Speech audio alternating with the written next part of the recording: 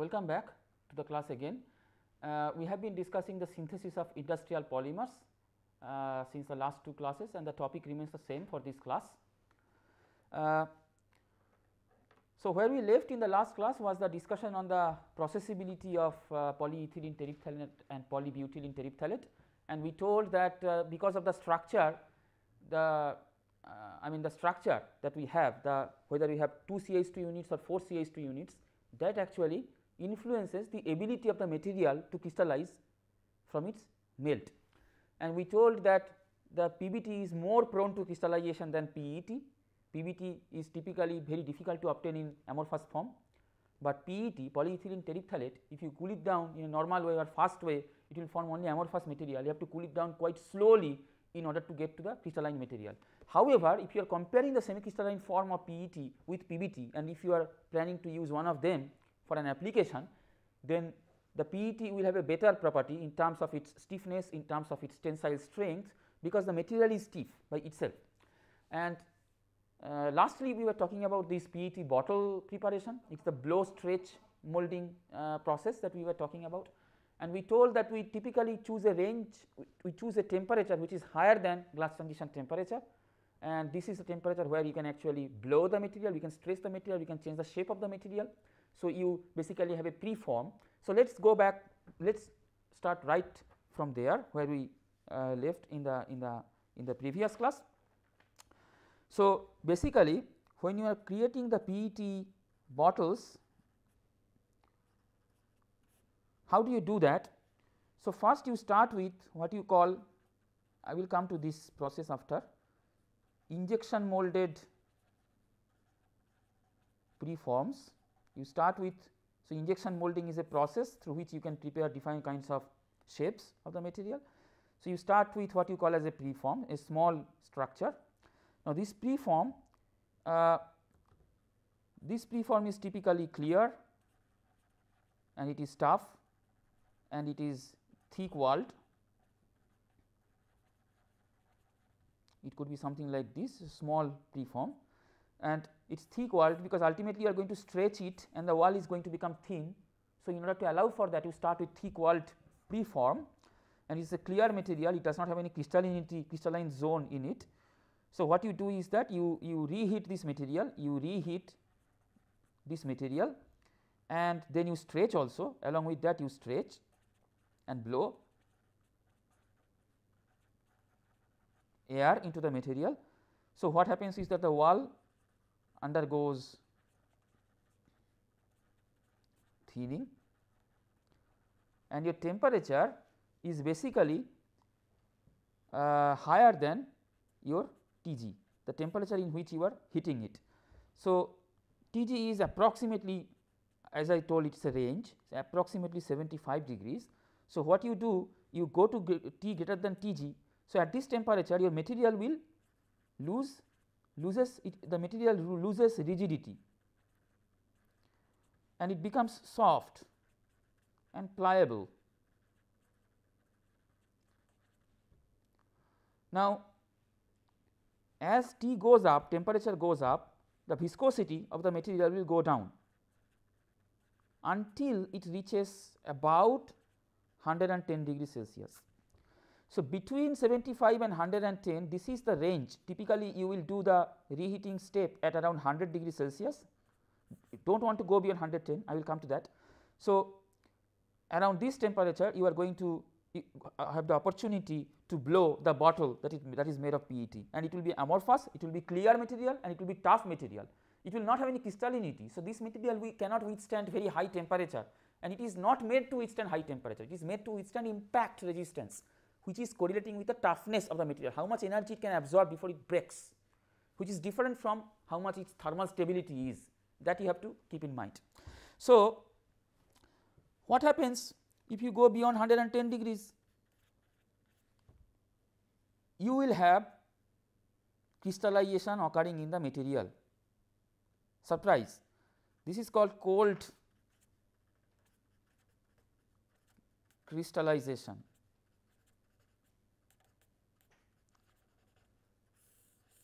So, basically what is happening is that when you are heating beyond Tg, your chains now start to move around, they now have, so if you keep heating beyond a certain temperature, they become mobile enough so that they have a chance to organize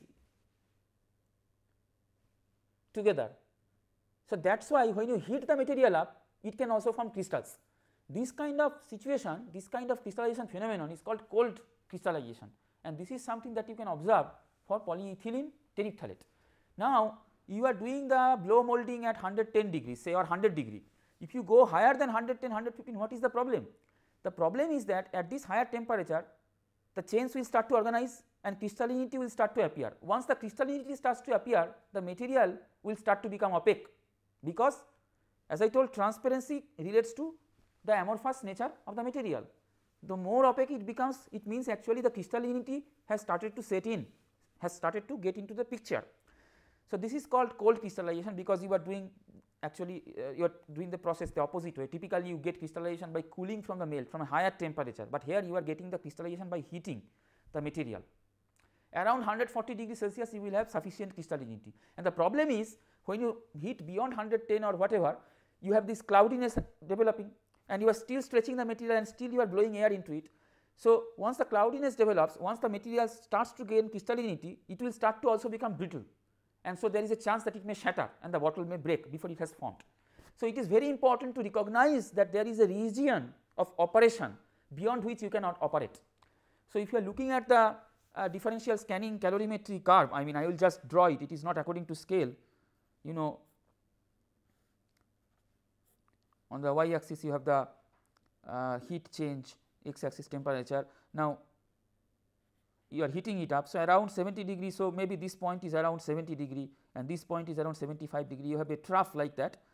So this change is basically because of the Tg, and you know the average of these two temperatures, maybe this is 70 degrees, again approximately I am saying, just to tell you the concept. The bottom of the trough is say around 75 degrees, and then it will go like this and it will show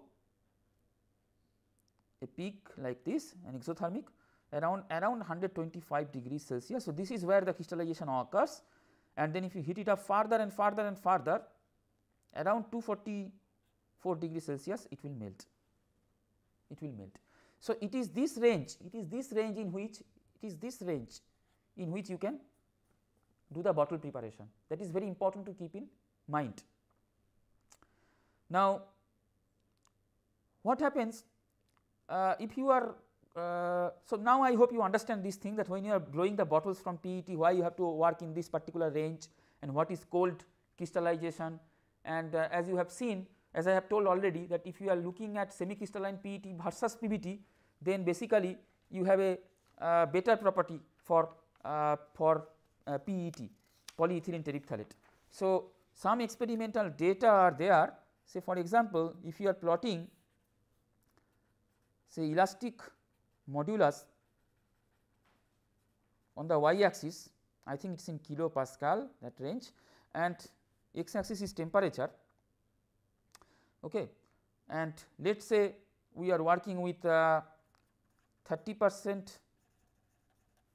glass fiber reinforced PET, which is in black, and 30% glass fiber reinforced PBT, which is in red. You are reinforcing with glass fibers, so you are increasing the strength of the material. These are composite materials. So either you have 30% glass fiber reinforced PET or 30% reinforced PBT. That means the 30% of the material is glass fiber, rest is PET, like that. Now if you compare how the elastic modulus or the stiffness of these materials vary with temperature, typically what you will see is that it is something like this. Say here you have 500, here you have, again this is not exactly to scale, here you have 1000. Now this is for PET, and of course you see that right around Tg, this is somewhere around Tg, the properties start to become poorer, the material starts to become softer. So your elastic modulus of the stiffness goes down. Now if you look at the 30% glass reinforced PBT, it has lower stiffness. So all through the temperature range, it has a it does not have as good material property as the PBT as the PET. You see the black is for PET and red is for the PBT, 30% reinforced. Even the initial elastic modulus is lower, and actually the polyethylene terephthalate 30% glass fiber reinforced polyethylene terephthalate is around 20% stiffer than 30% glass fiber reinforced PBT. So, this material is around 20% stiffer than this material, and it is all through this temperature range until they melt, that is the case. And of course, the PBT starts to lose stiffness earlier, at least 20-30 degrees Celsius earlier, because the Tg is lower for PBT. So, the temperature range over which the material property is maintained is also lower. So, those things you need to keep in mind, because the Tg of polyethylene terephthalate is around 30-40 degrees Celsius higher. So, of course, the material property will be maintained up to that higher temperature. Okay. Now, and of course, if you have higher Tg, then you have improved mechanical performance over a broad temperature range. Now, something that you need to keep in mind is that if you indeed want to get crystallization in PET, polyethylene terephthalate, PBT it is not a problem, you can get crystallization, it is prone to crystallize. But polyethylene terephthalate, if you want to crystallize, what you have to do is that typically when you are making this crystallization, you will add some nucleating agent in order to accelerate or facilitate the crystallization. It could be say magnesium oxide, it could be clay from 0.001 to 1% with respect to the presence of PET that you have to add nucleating agent, and more often than not you will also add some filler. So, basically semi crystalline PET materials that you will have typically they are with filler, but PBT materials, polybutylene terephthalate materials, they are not, they are with fillers or without fillers. But for polyethylene terephthalate, when you are trying to crystallize, you need this additional help. You are using nucleating agent, no doubt you can add also filler. And when you are doing an injection molding, again I am going to come to injection molding right after this. So, when you are doing injection molding, so there is a temperature of the mold at which you want your material to be there. Now, this temperature of the mold, if you want a crystalline or semi crystalline part that is coming out of it, a part of the machine, for example, that you want to fix, that is made of PET, maybe semi crystalline. So, it has the shape of the mold. Now, if you want to make a semi crystalline material, typically the mold temperature at which the PET is coming, that mold temperature has to be kept quite high, around say 140 degrees Celsius or so, because you want to cool down the polyethylene terephthalate from its melt state. You want to cool it down slowly. If you cool it down any faster, it will not crystallize, it will go to the amorphous state. If you want to crystallize it, you better keep it at higher temperature and allow it to cool slowly. That is why the mold in which you put it for the injection molding, it has to be kept at higher temperature, typically around 140-150 degrees Celsius. You have to keep at higher temperature, otherwise you cannot get the crystals. For PBT, you can keep at much lower temperature, you can still get crystals. So, these are some of the problems of course for melt, because if you are taking a mold which is say at room temperature and you have a molten PET coming and then going into the mold and cool down suddenly and takes the shape of the mold, then you can take out the material which has the shape of the mold. It cools down suddenly, that means it does not have crystallinity. You have to generate crystallinity because your objective is to get crystals, say. So, then again you have to heat it up. So, system may not be homogeneous. So, those kind of problems will occur. So, you have to keep some of these things in mind. So, that is why many applications of polybutylene terephthalate, they are from processing by injection molding and extrusion, say housings for heated domestic appliances, for example, coffee making machines, toasters, hair dryers, then plug boards, lamp sockets, those kind of things are made from polybutylene terephthalate. Bottles, packaging, these kind of things are made from polyethylene terephthalate. Okay. So, that more or less completes our discussion on polyethylene terephthalate or polybutylene terephthalate. I hope you have got a flavor of how the structural changes can affect the properties. If your thermal stabilities, if your Tg is higher, the glass transition temperature is higher, one way it is good because you can maintain your mechanical property up to that temperature, just like your PET, polyethylene terephthalate. It has a higher glass transition temperature around 80 degrees. So, up to 80 degrees its stiffness can be maintained once you have got the crystalline material. But on the flip side, if your Tg is higher, typically you need to cool down material slowly. In this case, say for example, if you are looking at PET, Tg is higher because of the material is stiff, because the material is stiffer. Stiffer materials have higher Tg because they take more temperature in order to go to a more flexible regime. So, the Tg, the glass transition temperature, is higher. So, for those kinds of materials, the crystallization also happens when you cool down slower and when you keep it at higher temperature. So, this is also a flip side, that means your mold or the injection molding, that mold temperature has to be kept at a higher temperature. So, that completes our discussion of PET and PBT. For the study materials, of course, I will add some notes and I will put some more applications along with that. Applications are just lists of applications that you can look at, but the principle, once you understand, you will see. And for example, depending on the viscosity, different viscosities of PET might be might be required for different kinds of applications, and then you want to stop your reaction at that kind of particular melt viscosity. So, those things are all I mean, say for example, if you are looking for say for different applications of PET, let us say the intrinsic viscosity eta for different applications, say for recording tape also they are used, recording tape PET is used. So, the intrinsic viscosity that you want is 0.60 deciliter per gram. For carbonated drink bottles, you want something like 0.73 to 0.81 deciliter per gram. For industrial tire cord, you want higher, around 0.85 deciliter per gram, and of course, accordingly you will modulate your synthesis, because the melt viscosity is something that correlates with the power of the stirrer. I mean, the power that you are giving to the stirrer, it correlates with that. So, accordingly you can stop your reaction, and depending on what kind of usage you want, you can modulate your process. So, now what I will do, since I have talked about injection molding, I will give you a brief overview of injection molding.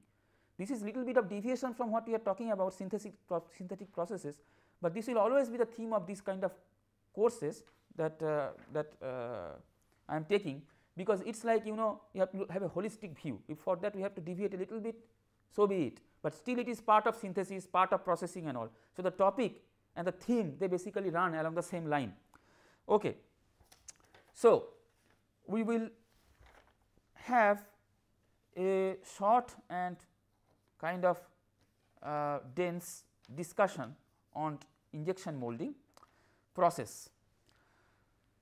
All right. So, injection molding.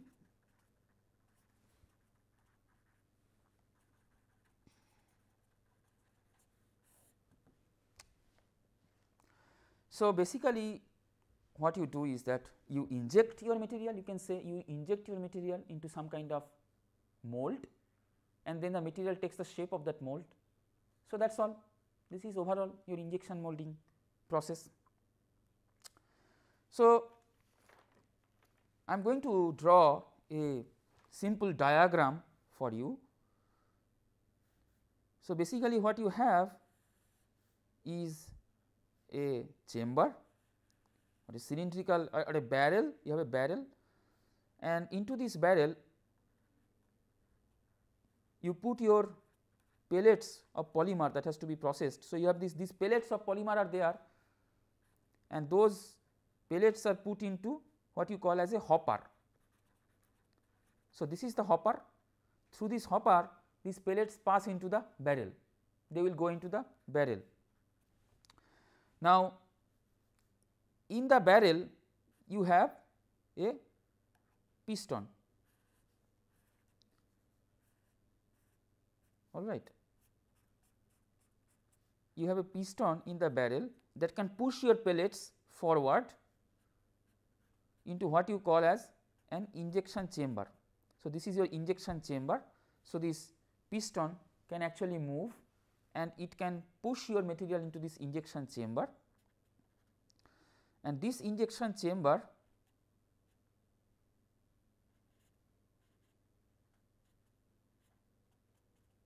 with the help of a what you call as a nozzle,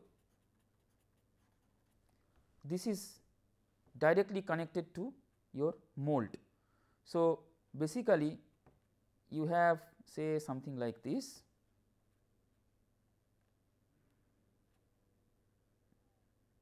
Let me draw this full thing up, and then I am going to explain to you in more detail.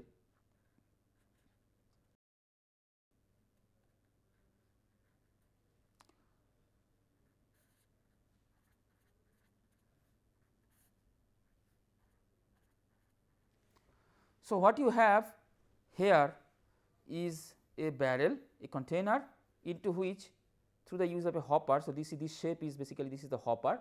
Through the use of a hopper you put the polymer pellets inside this barrel, and these polymer pellets are being pushed towards this side by this piston. This piston is pushing the polymer pellets towards this side, and here you have what you call as the this is your injection chamber. So, they are pushing these polymer pellets into the injection chamber, and here you have heaters.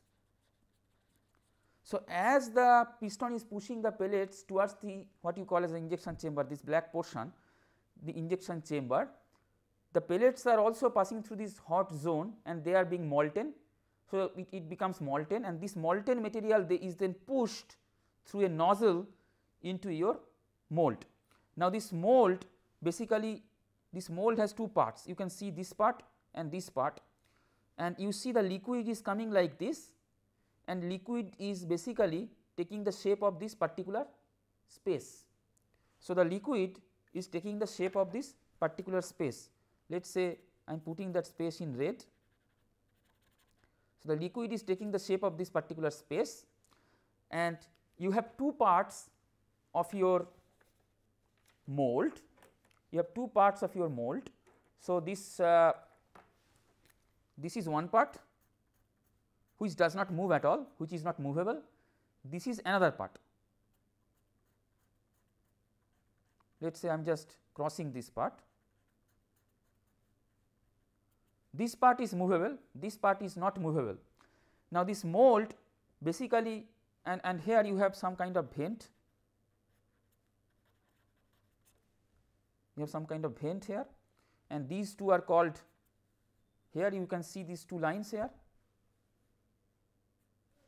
and these two are called ejectors.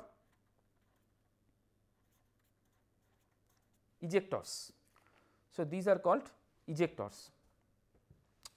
So, what happens is that as you put the pellets inside this chamber or this barrel, the pistons will push them towards the injection chamber. So, this is your this black portion here is your injection chamber. You have injection chamber which is connected to this mold through the nozzle. So, then you have this liquid that is pushed through from the injection chamber through the nozzle by this piston, and that fills up this area in the mold. The mold has basically two parts, one part is not movable, this part is movable. So, once this liquid fills up this melt fills up this particular place, it takes the shape of this place, and this particular the mold is also cooled by passing some coolant fluid. So, this is at a low temperature. So, once this liquid goes into this mold, it immediately cools down and becomes solidified. So, it takes the shape of the mold.